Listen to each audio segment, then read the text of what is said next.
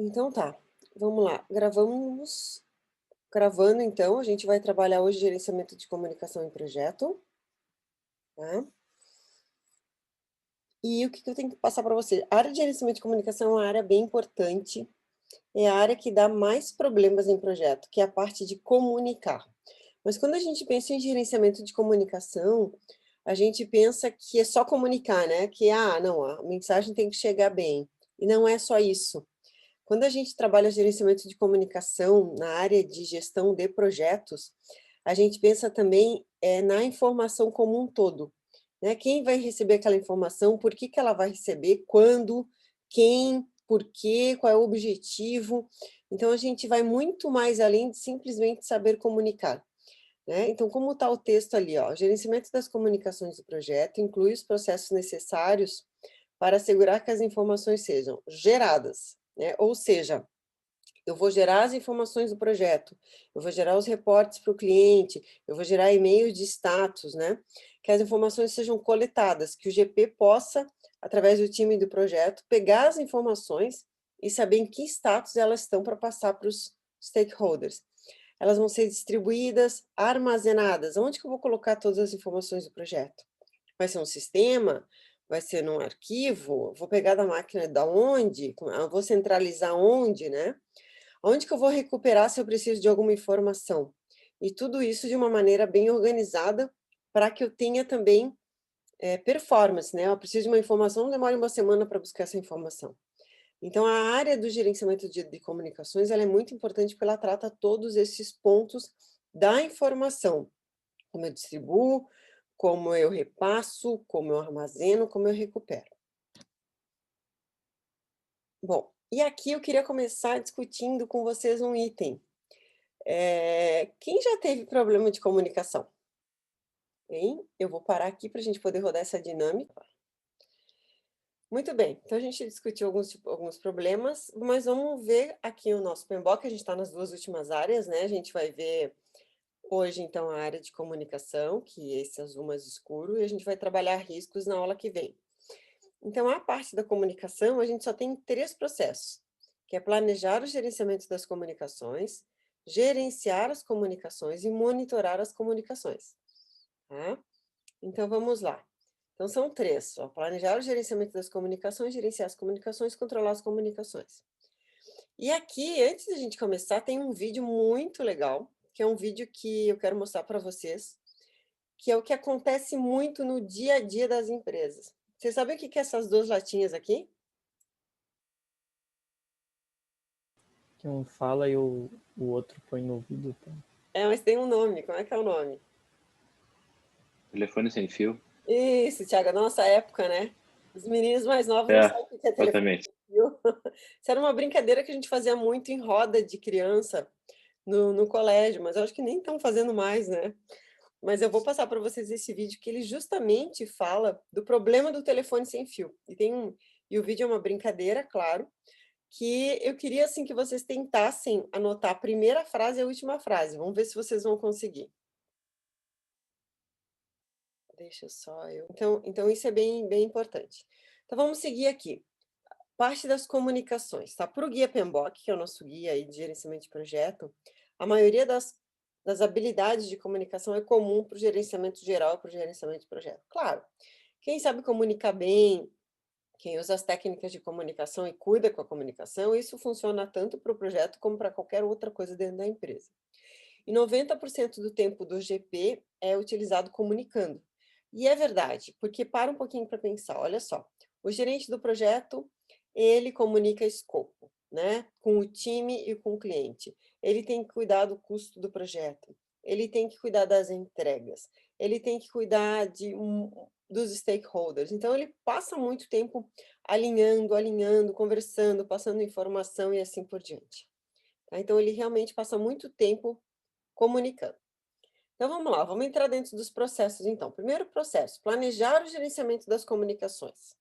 Tá? Aqui eu vou determinar a necessidade das informações das partes interessadas no projeto e vou definir uma abordagem de comunicação. Como é que eu vou comunicar com esses meus stakeholders? E para isso a gente tem alguns conceitos que a gente vai aprender. Então, o primeiro conceito é o que são canais de comunicação, o segundo, que são modelos de comunicação, e o terceiro, o que são métodos de comunicação, tá? E o que é importante, tá? A gente não pode comunicar tudo para todo mundo o tempo todo, tá? Isso não existe. Eu não posso, nem toda informação eu posso repassar. Tem muitas informações de projeto, por exemplo, que são confidenciais, que tem que ser guardado pelo GP. Então, eu tenho que determinar e limitar quem vai se comunicar com quem e quem vai receber as informações do projeto. Então, vamos lá. Primeiro conceito, são canais de comunicação. O que são canais de comunicação? Tá? Isso aqui é um identificador, um indicador matemático de complexidade da comunicação. E ele é baseado em cima do número de stakeholders do projeto. O que significa isso? Significa que quanto mais pessoas eu tenho dentro do meu projeto, mais essa comunicação vai rodar por dentro dessa rede de pessoas, né? Dentro desses canais de comunicação. Então, esse desenhozinho aqui é legal porque dá para ter uma ideia. Por exemplo, se eu só tenho 2 pessoas, eu tenho somente um canal de comunicação. Se eu tenho 3 pessoas, vamos pegar esse exemplo aqui, ó, eu também tenho 1, 2, 3 canais. Mas se eu já tenho mais pessoas, 4 pessoas, vamos pegar essas 4 aqui, ó, eu já tenho 1, 2, 3, 4, 5, né, 6, eu já tenho 6 canais de comunicação. Ou seja, isso aqui vai aumentando, aumentando num nível de complexidade. Ou seja, para quem que eu vou passar a minha informação? Se eu tenho 5 pessoas, eu tenho 10 canais de comunicação, né? Porque as pessoas falam entre si. Então, a informação, ela roda por entre esses canais, né? Então, uma das coisas que a gente pode calcular é quantos canais de comunicação tem em seu projeto? Alguém tem uma ideia, assim, consegue calcular rapidinho? Abrindo o número de stakeholders que vocês têm, vocês sabem quantos canais de comunicação vocês têm? Tem uma ideia? Hein, pessoal? Sim ou não? Uns 21 a 30. É, por aí, Pedro, entendeu? Aí, dependendo do número de pessoas envolvidas, e isso vale até para o time, tá? Ah, eu tenho um time de 5 pessoas, eu já tenho 10 canais de comunicação. E assim eu vou aumentando o número de canais, tá? Então tem que cuidar bastante dessa questão. Então, vamos lá. O segundo conceito que você tem que aprender é o modelo de comunicação. Aí entra aquilo que comentaram ali do feedback, ó. Tá? Então, deixa eu passar para vocês como é que funciona esse modelo de comunicação. A gente tem vários conceitos aqui, mas vamos fazer o seguinte. Sempre que eu vou passar uma comunicação para alguém, eu tenho um emissor e um receptor. Vamos fazer de conta que sou eu a emissora, a gente está em sala de aula, né? Então, eu sou a pessoa que vai passar a comunicação e vocês são as pessoas que vão receber a comunicação, tá? Então, quando eu estou pensem não só numa sala de aula, mas numa palestra ou alguma coisa assim que você queira passar, não, uma palestra acho que não, uma reunião, tá? Então, quando eu sou emissora, quando eu vou fazer uma aula ou quando eu vou para uma reunião, eu tenho que preparar essa comunicação, certo? E a gente prepara essa comunicação através de uma codificação, que é o que está aqui, ó, em branco aqui nesse quadradinho. O que é codificar? É a gente pensar em como que a gente vai transmitir essa ideia, né? Isso tudo através de uma linguagem que seja compreendida pelos outros, né? Então, a codificação é a tradução de pensamentos ou ideias em uma linguagem que seja compreendida pelos outros.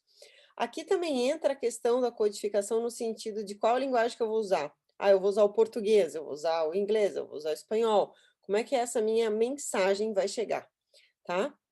Então, eu sou aqui a professora, estou emitindo uma mensagem, né, codificando através do idioma português. E claro que muitas vezes, para essa mensagem chegar no meu receptor, ela passa muitas vezes por ruídos de comunicação. O que são ruídos de comunicação? É qualquer fator que interfira na transmissão da mensagem. Então vamos lá. Quais são os ruídos de comunicação que a gente pode ter hoje, nesse nosso modelo onde eu estou online e estou passando a mensagem para vocês? Quem ajuda?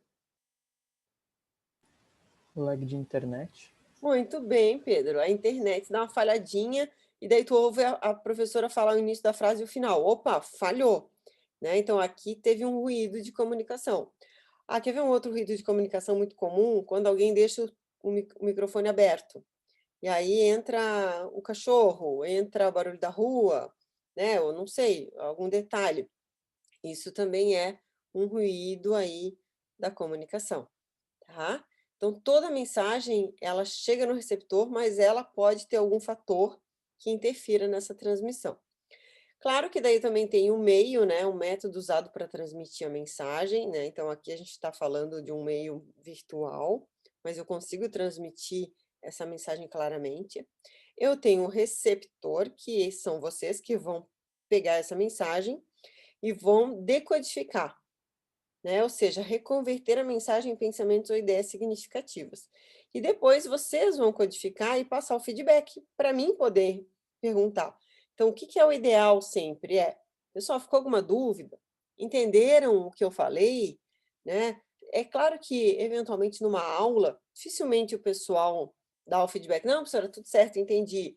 Às vezes, o silêncio, né, faz com que o professor entenda que tá, passei a mensagem, acredito que todos tenham conseguido entender a mensagem. Mas, por exemplo, numa reunião, onde que você está no meio de um projeto, é importante que você pegue feedback. É importante que você pergunte, Tiago, entendeu a mensagem? Então, me fala o que tu entendesse.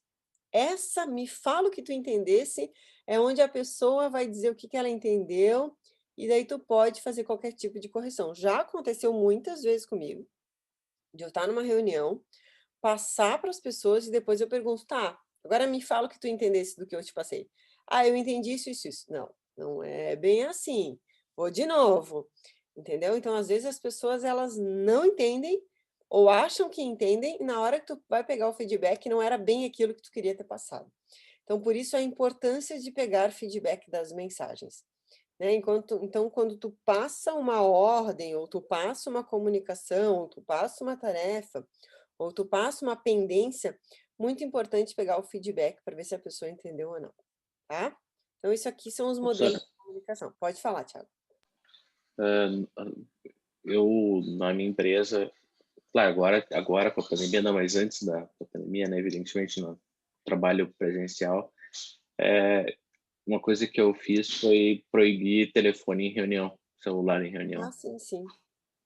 porque as pessoas ficavam, não prestavam atenção, às vezes, em parte da conversa, Sim. e, e aí tinha isso que tu estava falando, assim, né? Então, a atenção compartilhada, né? Esse é o maior problema de entender, de ter perda de entendimento. Tem uma técnica que eu vou passar e vou falar um pouquinho sobre reunião. Acho que a gente vai poder conversar sobre isso. Já é agora, ó, que são os métodos de comunicação. A gente tem alguns métodos de comunicação, tá? Então, a primeira que a gente chama são comunicações interativas, que são reuniões, pode ser reunião virtual, reunião presencial, telefonema, videoconferência, mas existem algumas formas de tu garantir que as pessoas entenderam, tá? Então, a comunicação interativa, ela é a melhor forma de comunicação. Por quê? Porque, por exemplo, eu estou aqui dando aula para vocês e eu posso perguntar, pessoal, vocês entenderam? Estão com alguma dúvida? Então, eu posso tentar ver se realmente a minha mensagem chegou, tá? Então, geralmente a comunicação interativa, ela é uma das melhores comunicações que tem. Depois, a gente tem a ativa, que é aquilo que eu estava falando para você sobre e-mails, tá? Então, por exemplo, e-mails, cartas, memorandos, tudo que a gente envia, tanto que a comunicação ativa tem ali push, né? Tu envia o e-mail, tu envia a carta, tu envia o memorando, tu envia os comunicados, né? Quantos comunicados a gente recebe da PUC por e-mail? No Edu, por exemplo, né? A PUC manda. Agora, eu não posso garantir que o aluno leu aquele e-mail ou se entendeu aquela mensagem, né? Então, por isso que essa comunicação, ela não é considerada interativa, ela não é considerada a melhor comunicação. É a mesma coisa o WhatsApp, né? O que que vocês acham do WhatsApp? Ela é interativa ou ela é ativa?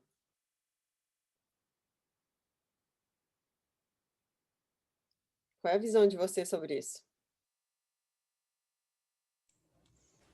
Eu Ela acho que não, depende, né? ela não chega a ser interativa, mas não é que nem e-mail, né? Então, né? Vamos supor, pensem assim, ó, eu tenho lá meu WhatsApp, eu dou meu WhatsApp para meus alunos todos. Eu Eles acho que ela é inoportuna. Mas no mundo moderno, né, Tiago, ainda mais com a pandemia, o WhatsApp virou ferramenta de trabalho, tá? Não adianta mais, virou ferramenta de trabalho, né? Mas eu concordo também, se eu pudesse evitar, eu evitaria. Eu acho que ela atrapalha muito a produtividade e a performance, né? Porque ela interrompe muito. Mas igual, ela não é interativa, né? Porque tu pode mandar, por exemplo, vocês podem me mandar mensagem para o meu WhatsApp, mas eu posso, sabe quando a gente dá uma olhadinha assim, chegou uma mensagem, tu dá uma olhadinha, tá, depois eu leio, ou depois eu respondo, entendeu? E acaba esquecendo de responder, ou acaba respondendo bem mais tarde. Ou seja, ela não é considerada interativa, ela não garante o entendimento de todas as partes. Outra coisa que eu acho no WhatsApp também, por exemplo, tu clica ali, tu leu, ela marcou que tu leu, quando tu abriu, marcou que tu leu. Mesmo que tu não responda.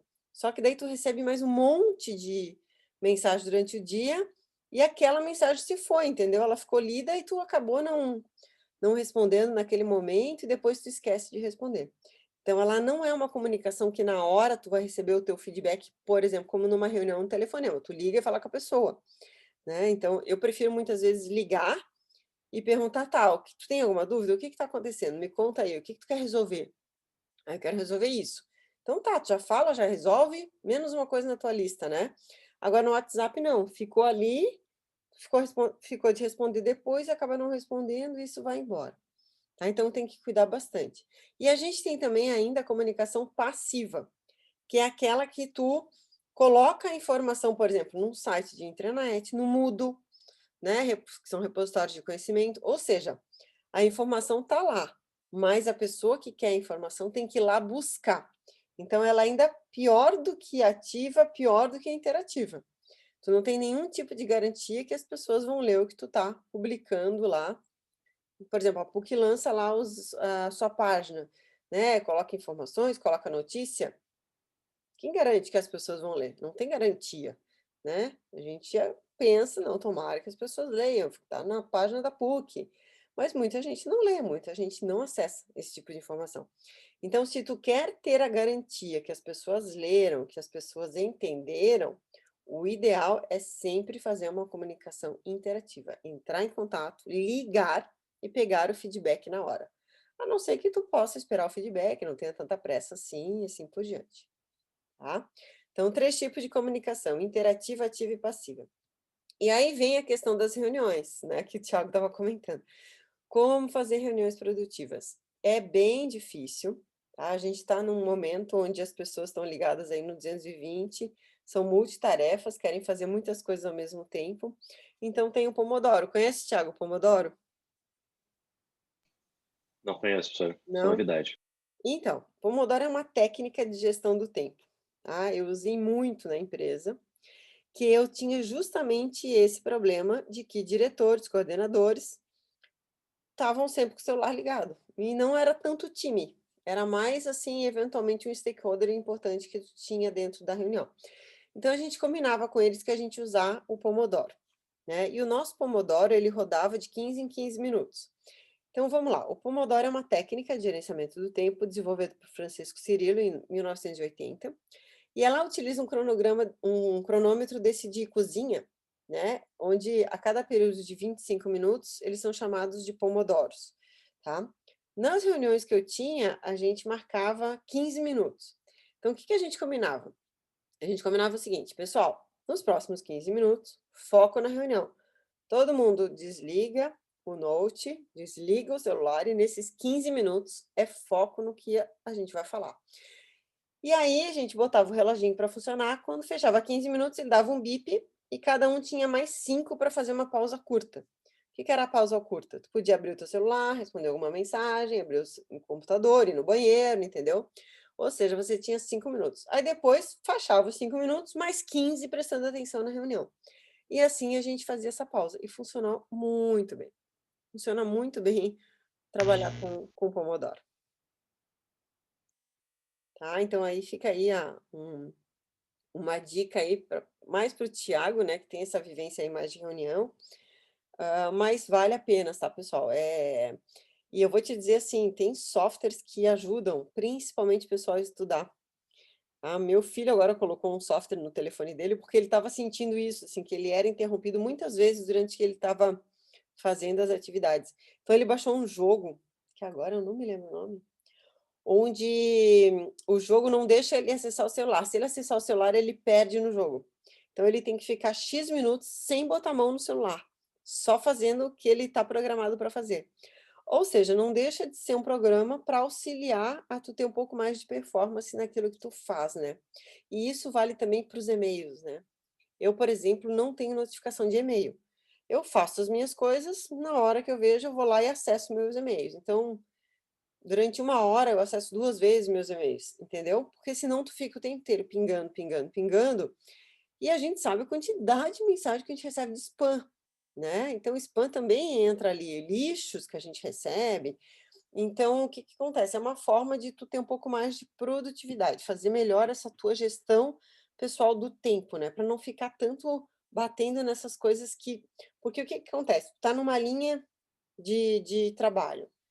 Vocês, por exemplo, estão fazendo o meu trabalho ali. Aí chegou um e-mail e apitou pi, ó, só o pi ali do e-mail, tu já para, pode ser alguma coisa importante, deixa eu olhar. Aí tu vai olhar, não é nada importante, aí tu volta. Daí tu volta pro teu trabalho e a primeira pergunta que tu faz é: onde mesmo que eu parei? Né? Ou seja, já perdeu o foco do que tu estava realmente fazendo, tá? Então, ajuda. E aqui tem ali, ó, 15 dicas para conduzir reuniões eficientes, né? Então, isso é mais para o futuro também de vocês, mas é bem importante, né? Porque o gerente de projeto tem muita reunião. Então, se tu tem ali 5, 6 reuniões por dia, ou tu tem 5 ou 6 projetos que tu está tocando, cada projeto tem planning, tem daily, tem, dependendo da metodologia que tu vai usar, tem muita reunião. Então, algumas dicas aí que eu peguei até no Facebook, né, na época, eu achei muito legal isso aí. Primeiro, assim, eu sou o GP, tá? Então, se eu vou marcar uma reunião, eu tenho que mandar para os meus convidados a agenda dessa reunião, quais são os tópicos que eu vou comentar sobre essa reunião. A partir do momento que eu mando essa agenda, e se eu estou te convidando, significa que tu é importante para a reunião. Então, vem preparado para respostas que eu possa perguntar, perguntas, respostas que eu possa precisar. Compartilhe toda a informação relevante, sem conversas paralelas. É reuniões de trabalho, né, pessoal? A gente tem que ser profissional. Permaneça no tópico, isso vale para os GPs, né? Eu tenho uma reunião, eu mandei tópicos que a gente ia conversar. Se alguém abrir um tópico novo, esse tópico é para outra reunião. Chegue 5 minutos antes. É importante chegar antes, tá? Essa coisa de chegar atrasado 1, 2 minutos atrapalha a reunião. Sem smartphones ou uso Pomodoro, dê seguimento por e-mail em até 24 horas. Fez a reunião, levantou as pendências, manda para o pessoal que cada um tem que fazer, porque senão o pessoal vai esquecer. Seja breve e conciso, discorde sem ser agradável, traga papel e caneta. Pessoal, é uma reunião com pendências. Tem gente que vai para a reunião e acha que vai guardar tudo no cérebro. Não vai. Tem que ter papel e caneta para anotar. Sem interrupções, todos devem participar. Comece e termine no horário, né? Se eu marquei uma reunião de 1 hora com a diretoria, com certeza na segunda hora o pessoal já tem outras reuniões marcadas. E se tu estica, atrasa tudo, né? Desafie ideias ao invés de pessoas, né? Às vezes tem uma pessoa lá que tu tem um certo desafeto, mas ela trouxe uma ideia legal, mas tu não gosta da ideia dela porque tu não gosta da pessoa. Não necessariamente essa ideia é ruim, tá? Então, aqui algumas dicas para conduzir reuniões. E agora a gente vai trabalhar no nosso plano de comunicação, que é o que eu realmente quero passar para vocês, que é o artefato aí do nosso trabalho. Isso aqui é um plano de comunicação. Então, o plano de comunicação do projeto que vocês vão desenvolver é exatamente uma planilha do Excel com essas colunas: evento, objetivo, responsável, envolvidos, frequência e duração. Aqui é a nossa gestão da comunicação.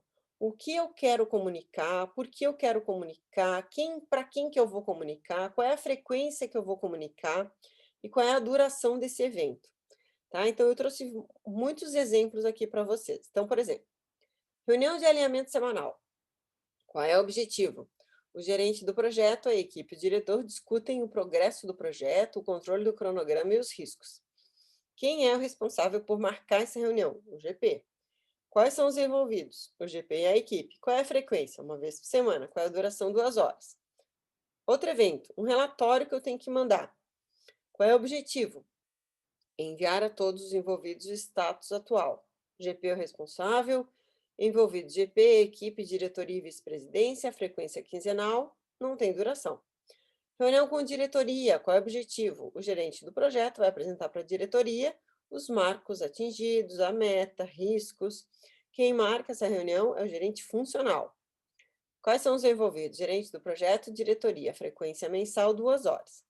E-mail de status das atividades. Qual é o objetivo? O gerente do projeto apresenta o status das atividades. O GP é o responsável. Quem está envolvido, o GP e a equipe, diariamente, tá? Esses aqui são exemplos de comunicações que eu posso fazer dentro do meu projeto, mas eu ainda tenho reunião de kickoff, encerramento, relatórios executivos semanais, news das empresas e todos esses outros aqui, ó. Planejamento, status, encerramento, né? Então, eu quero que vocês coloquem no trabalho 10 exemplos de comunicação, mas vamos seguir um pouquinho mais adiante. Eu vou terminar aqui os processos. Eu tenho aqui gerenciar as comunicações, né? Ou seja, a gente planejou essas comunicações através de um plano de comunicação, mas eu tenho que fazer a gestão, né? Ou seja, eu tenho que criar, coletar, distribuir, armazenar, recuperar essas informações de acordo com esse plano. E aí entram alguns exemplos de relatórios, né? Então, relatórios podem incluir análise do desempenho do período, situação atual de riscos, tarefas concluídas, tarefas a serem realizadas, mudança de escopo, cronogramas macros, término previsto, comentários do GP e assim por diante. Tá? Então, aqui são alguns exemplos, ó, de relatórios que o GP geralmente manda. Tá? Aqui uma visão do cronograma, visão de entrega. Geralmente, os gerentes gostam muito de ver semáforos. O que são semáforos? Um gráfico que diz se o projeto está verde, significa que está ok, no amarelo é atenção, e vermelho que ele está em perigo. Geralmente, ele está muito atrasado, coloca em vermelho. Aqui alguns comentários, ó. Então, por exemplo, realização do período, pleninho 1 e pleninho 2, mudanças ocorridas, próximas atividades, né? Trabalhando aqui com User Stories, tá, pessoal? Principais riscos, pendências e os comentários do gerente de projetos. Aqui é só um exemplo de reporte. E depois disso tudo, tu tem que fazer o controle. Né? O que é o controle?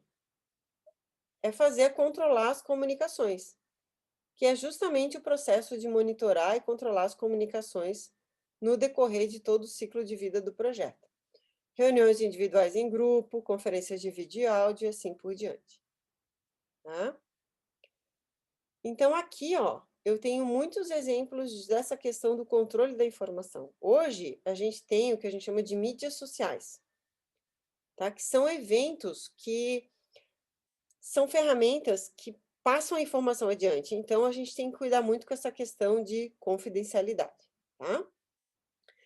E aqui, então, eu vou deixar para vocês para a gente desenvolver esse plano de comunicação. Então, 10 itens para o plano de comunicação, tá, pessoal? Vou interromper aqui a aula. Vou